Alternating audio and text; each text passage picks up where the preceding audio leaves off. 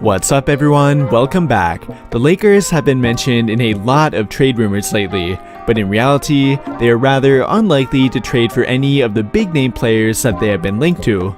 Players like Ben Simmons, Jeremy Grant, Miles Turner, and even Gary Trent Jr. would all fall into this category. Now, I am not saying that trading for them would be impossible, but at the end of the day, it is not very realistic either. And if you have been a follower of mine for a while now, you already know that we try to keep things realistic around here. So in an effort to do that, today we're going to be looking at 5 trades that I believe would actually be realistic for the Lakers to make. Again, you can never guarantee anything when it comes to making trades in the NBA, but I believe that each of these trade offers would get legitimate consideration from the respective team being offered. And we'll begin by looking at a smaller trade that would only involve trading away Kent Bazemore or any other minimum contract player, along with a second round draft pick or 2 to the Thunder for Kenrich Williams. This would have to be one of my favorite smaller trades that the Lakers could make. They may not be getting a game-changing player in return here, but they are definitely getting back a player who would fit well on their team, and one that would be guaranteed to work hard. Kenrich Williams has widely become known for how hard he plays, and the Lakers definitely need more of that. Even after adding more youth to their rotation with Stanley Johnson, they would still benefit by adding another young hard worker. And not only would he help them with how hard he plays, but his game would be an ideal fit for their team. He is a good defender who can match up with multiple different positions, and he can knock down an open three-point shot when needed. And along with that, he has prior experience playing at both the small forward and power forward position, which would make him an ideal fit for their small ball lineup.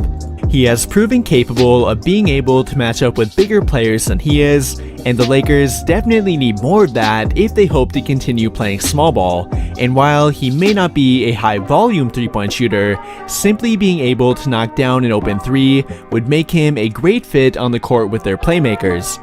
But now moving on to trade number 2, where we have DeAndre Jordan, Kent Bazemore, and a second round draft pick or 2 being dealt to Indiana for Torrey Craig. Another trade that would not be considered a huge move, but one that would undoubtedly help their team. Craig would be a great fit for the small ball direction that they're moving in, given that he has already proven to fit well into one.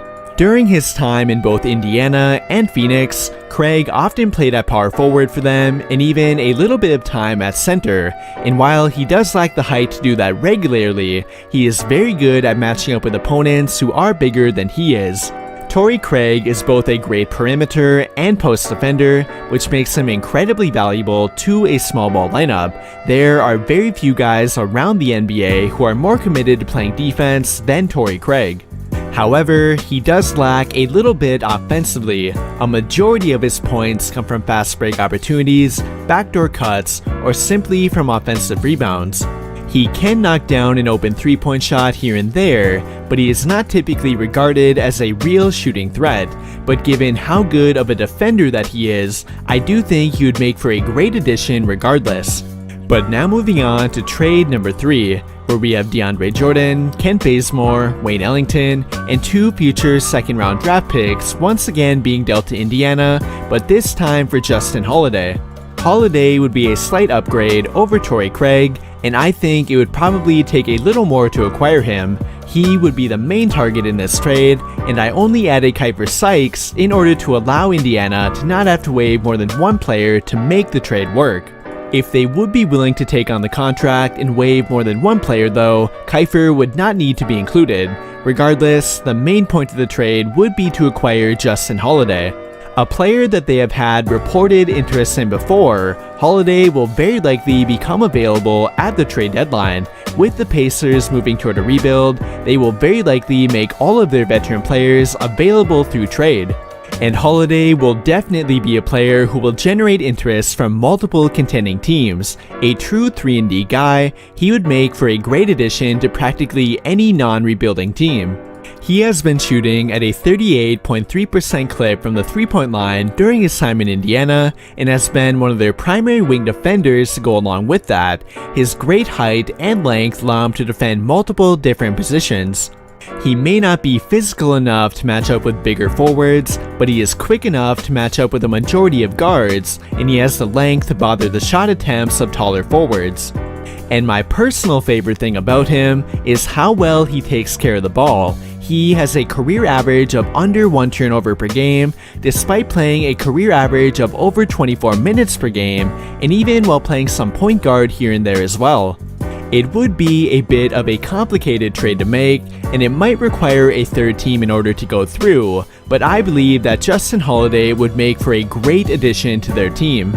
But now moving on to trade number 4, where we have Talen Horton-Tucker and Kent Bazemore being dealt to the Orlando Magic for Terrence Ross in a 2023 first round pick owned by Chicago. Our first trade that includes more than only minimum contract players. Trading THT would be a tough pill to swallow. However, for a team in win now mode like the Lakers, it might be a move that they need to make. But if they do trade him, it will be for a productive player in return, and given that they have had reported interest in potentially trading for Ross for a couple of years now, I do believe that he might be on their radar. For how highly the Lakers value Horton-Tucker though, I do not believe they would trade him for Ross alone. I believe they would, and probably could demand draft compensation along with him. Now, they definitely could not get one of Orlando's high-valued first-round picks, but they might be able to get the one that Orlando owns from Chicago. Given that Chicago is proving to be better than many thought they would be, which will very likely continue into 2023, that draft pick has definitely lost a little bit of value, but it would still make for a good trade asset to get in return along with Terrence Ross. But now moving on to our 5th and final trade, where we have Talen Horton-Tucker and DeAndre Jordan being dealt to Portland for Robert Covington and possibly a second-round draft pick or 2 in return. Up until this point, there have not been many realistic trades that have been brought up that include Talen Horton-Tucker. Many believe that including him in a trade would automatically get Jeremy Grant in return or some other bigger name player. However, I believe that is a bit far-fetched. Again, not impossible, but not very likely either. One bigger name player who would actually make for a realistic trade target though would have to be Robert Covington. Currently playing for a Portland Trailblazer team that is going nowhere without Damian Lillard and CJ McCollum, Covington will very likely be going on the trade block.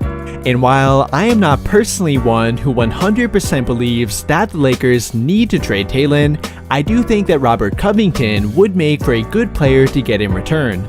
It would definitely be making a win now move, but that does fit the situation that they are in. Covington would be a short-term upgrade over Horton-Tucker, and he would make for a much better fit for their current team. For one, unlike Horton-Tucker, Covington is comfortable playing off the ball. He has been a quality spot-up shooter throughout his career, and he fits very well into a small ball lineup on both ends of the court. Offensively, he can play into that spot-up shooter type of role, but defensively, that is where he can really make a difference. He may not be the lockdown perimeter defender that he once was, but he remains a great help side defender. Covington is very good at knowing where to be on defense, and he often comes up with takeaways and block shots because of it, and in general, I think he would make for a great addition to their team. They may not want to give up THT for him, but it would be a realistic move for them to make. But with that will conclude the top 5 realistic trades that I believe they could make. And what do you guys think? Which trade was your favorite between the 5? Let me know your thoughts by commenting down below and we can talk about it there. But before you go, I would like to invite you to join the official Discord for the channel. If you like NBA and Laker-related debates and news updates, then I guarantee you would enjoy it. And if you want to join, be sure to click the link on the video or in the description down below.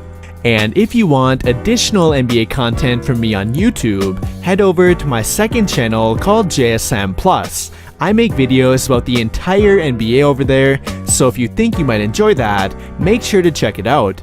That will do it for this video though. Big thank you to everyone who took the time to watch until the end of the video. I really hope you enjoyed it, and if you did, be sure to drop a like on the video, subscribe to the channel if you have not already, and turn on notifications to get notified right away when I drop a new video. But as always, thank you for watching and have a